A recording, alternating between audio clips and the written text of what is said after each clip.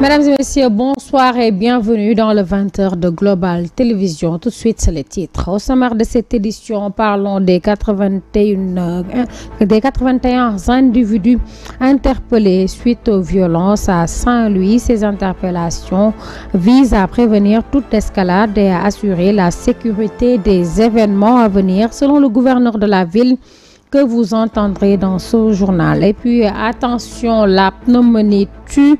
Aujourd'hui 12 novembre, on célèbre la journée qui lui est dédiée sur fond de prévention et de sensibilisation. Cette inflammation du poumon touche en grande partie les enfants. Les détails dans cette édition. Et puis en sport, éliminatoire CAN 2025, Crépin Diatta, après une longue suspension, promet de participer au prochain match des Lions contre le Burkina Faso.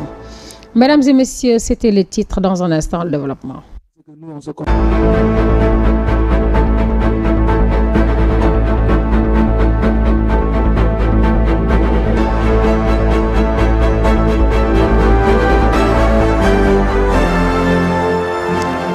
Merci de nous rester fidèles. Regain de violence noté ce lundi. La caravane du PASTEF a été attaquée violemment à Saint-Louis et ailleurs. Ousmane Sonko, qui monte au créneau ce lundi, accuse ouvertement Barthélémy Toye Dias. Suite à ces événements, le ministre de l'Intérieur a ordonné une fouille des caravanes suspectes. Mansour Diassé nous en dit plus. Des scènes de violence ont été à nouveau enregistrées en tournée à Saint-Louis. Le parti PASTEF a subi des attaques ayant causé plusieurs blessés. La goutte d'eau de trop pour les responsables du parti au pouvoir qui ont exprimé leur mécontentement vis-à-vis des autorités et cité nommément ceux qu'ils ont désignés comme responsables de ces actes. Ousmane Sonko a adressé un message ferme à ses militants. Ouais, depuis 15 ans, toutes les sources de violence. Depuis 15 ans, toutes les sources de violence viennent d'un seul homme qui se dit Boy Dakar et recrute des nervis. À partir d'aujourd'hui, il ne va plus battre campagne. Cela ne va plus continuer dans ce pays. C'est fini tout cela. L'affaire Gatsa Gatsa n'est pas encore terminée. Ce n'est pas parce que nous sommes au pouvoir qu'on va leur laisser le champ libre à toutes sortes de violences.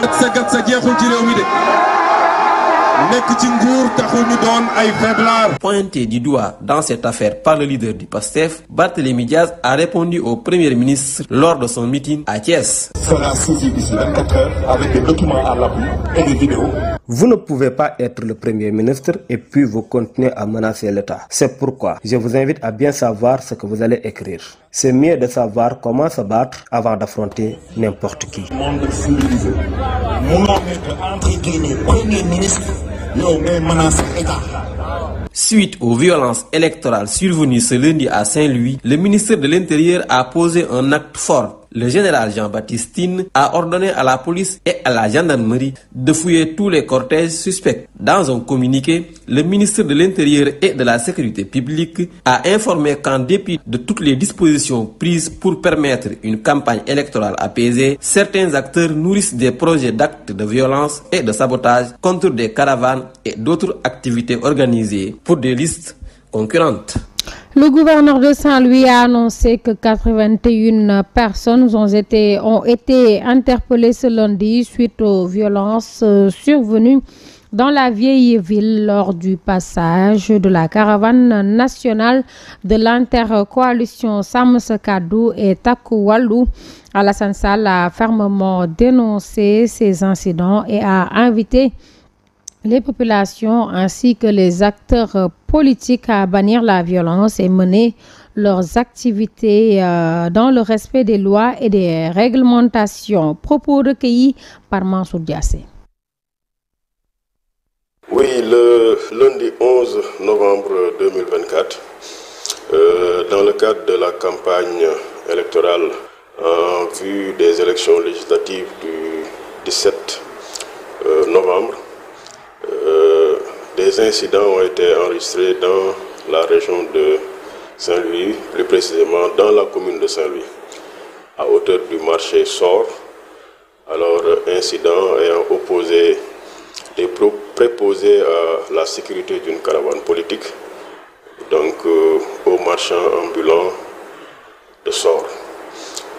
Malheureusement, Ces incidents ont entraîné des blessés, donc des personnes blessées par arme blanche, mais également des cas de vol à l'arraché.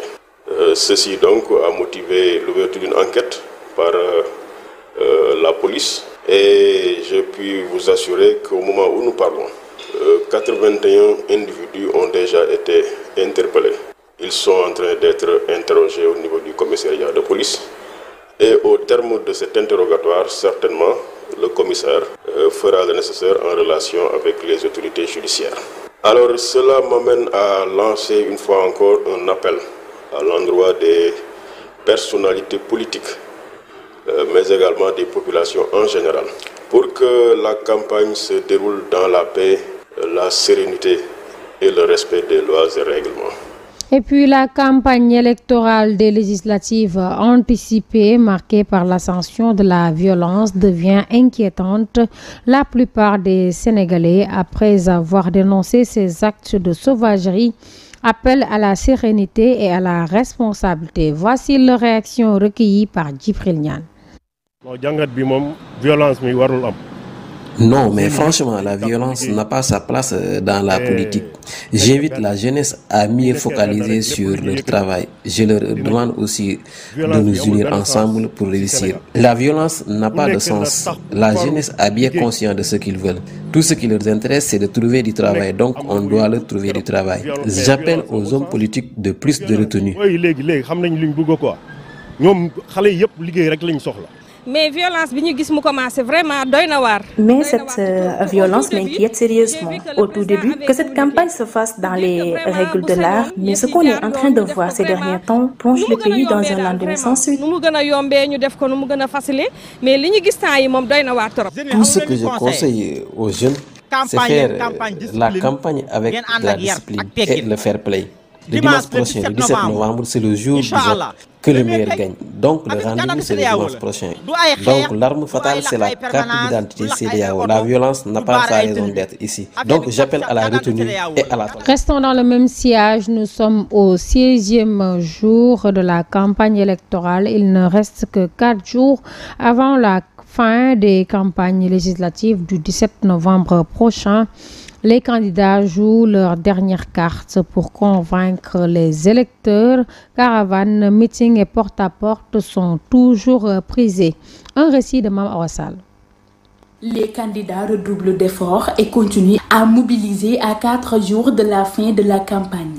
La majeure partie commence à rejoindre la capitale sénégalaise et d'autres rejoignent leurs fiefs respectifs pour organiser des méga-meetings et des caravanes. Chacun joue sa dernière carte pour convaincre l'électorat. C'est dans une ambiance presque parfaite que l'ancien premier ministre et par ailleurs tête de liste de la coalition Djamak Diaring Amadou Ba a été accueilli à Fouta. Les Foutanké sont venus massivement pour témoigner leur attachement au candidat malheureux à l'élection présidentielle. La caravane de Besduniak, conduite par ses partisans au stade municipal de Yeumbeul, a également attiré de nombreux sympathisants, tout comme celle de la coalition républicaine Sàmm Sunu Réew, Jottali Kaddu Askan Wi, qui a reçu un soutien marqué des villes de Diourbel, Mbacké et Touba.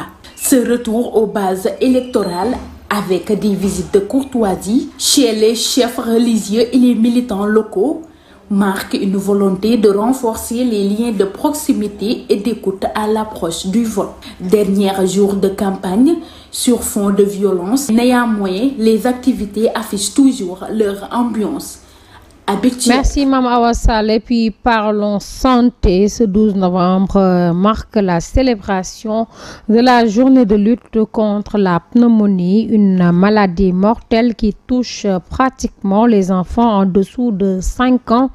Chaque année, elle emporte plus d'1,2 million de vies humaines dans le monde entier. Amsadou Gano pour plus de détails.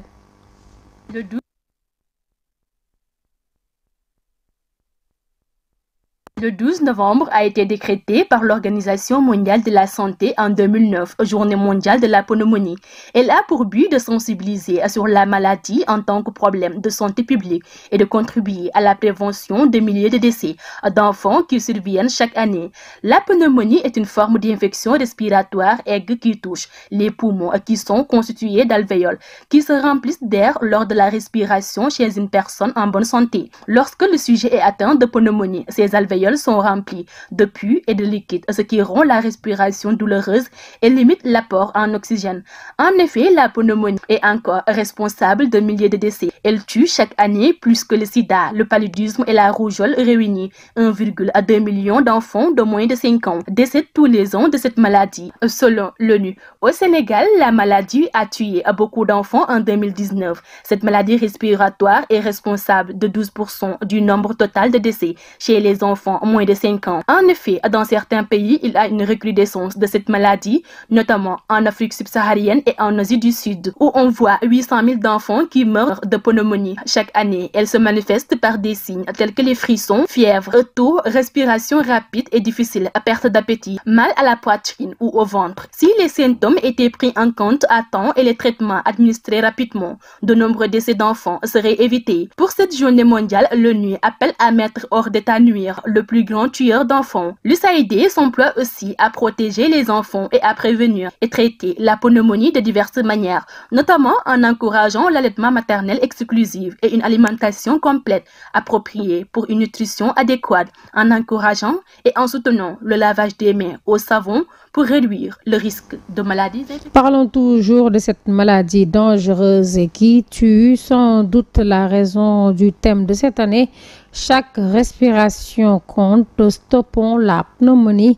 Des cas se comptent par milliers au Sénégal. Les causes sont énormes, mais il en existe des moyens de prévention, nous dit le docteur Jean-Marie Aimé Sagne. Le pneumologue est joint au téléphone par Fatoumata Sey.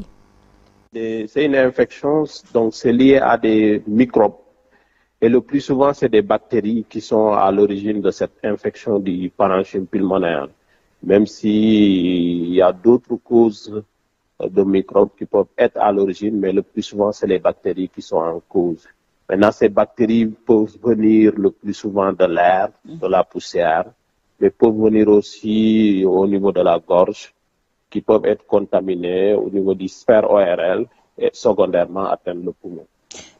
Et souvent, les pédiatres préconisent chez les mamans l'allaitement exclusif jusqu'à au moins 6 mois.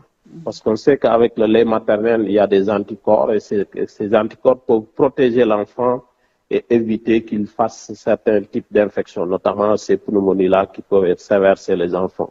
Ça, il faut le savoir, il y a l'allaitement maternel. Il y a aussi des vaccins qu'on préconise dans le programme élargi de vaccination qui sont disponibles dans le programme. Et que ces vaccins aussi peuvent contribuer à éviter ces pneumonies chez les enfants. Il faut savoir aussi, c'est les sujets âgés qui ont des comorbidités, soit des maladies cardiaques chroniques, des maladies pulmonaires chroniques, des insuffisances rénales.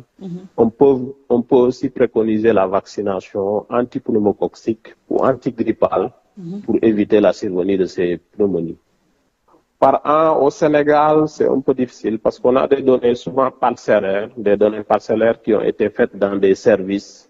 Il faut savoir, en 2018, il y a une étude qui a été faite, je pense, par le ministère et qui avait montré des taux élevés, jusqu'à 2000 enfants qui ont été atteints de cette maladie, avec une mortalité qui allait jusqu'à 12%. C'est les enfants de 0 à 5 ans en 2010. Merci Fatima Sey. Et puis parlons de l'actualité hors de nos frontières. Au Mali, pas de libération provisoire pour les 11 cadres politiques de la déclaration du 31 mars.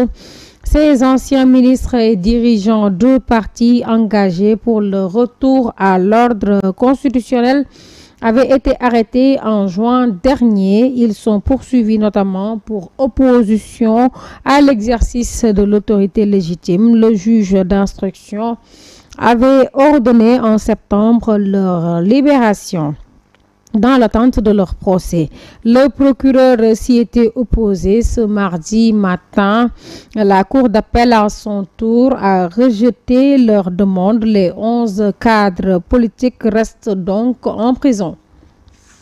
Et puis nous poursuivons avec l'éliminatoire de la CAN 2025. L'ailier 3 sénégalais de Monaco, Crépin Diatta, heureux de retrouver l'équipe nationale du Sénégal après une longue période d'absence faisant suite à une suspension. Il a promis de répondre présent sur le terrain contre le Burkina Faso malgré son faible temps de jeu en club. Crépin Diatta est au micro d'Aïssatouba. On va se focaliser sur le Burkina. Après le Mali, on est un pays frère. Je pense pas qu'il y a un souci sur ça. Après, voilà, arrivé là-bas, on verra si ils seront avec le Burkina ou pas. Mais ce qui est important, c'est que nous, on se concentre sur nous. C'est le plus important, ça sera le Burkina et le Sénégal sur le terrain et non pas le Mali sur le terrain. Même si peut-être ils ont des supporters maliens, pour nous, voilà, le plus important, c'est de se focaliser sur ce que nous, on a à faire. Et je pense que on a su montrer sur ce continent qu'on a notre mot à dire. Donc, on n'a pas à craindre. Personnellement, pour dire, ouais, c'était vraiment dur parce que moi, je suis quelqu'un, j'aime trop porter ce maillot. Tout le monde sait que l'importance que ce maillot a pour moi. Voilà, je pense que ça va pas se répéter parce que, voilà, sinon ça serait encore une bêtise de ma part. Mais bon, c'était vraiment un moment difficile pour moi parce que j'arrivais pas à le concevoir. Mais aussi, il faut savoir grandir. Je pense que dans la vie, on est tous des humains, on commet des erreurs. Maintenant, quand tu les commets, il faut les assumer et aussi ne pas les répéter. C'est cet élément qui met fin à cette nouvelle édition du soir. Merci de l'avoir suivi. Nos remerciements à toute l'équipe technique ainsi qu'à la rédaction de Global Télévision. Bonne suite des programmes sur Global Télévision. Retrouvez tout à l'heure votre émission préférée, le rendez-vous anticipé, présenté par Ourey Fall Diouf. Merci.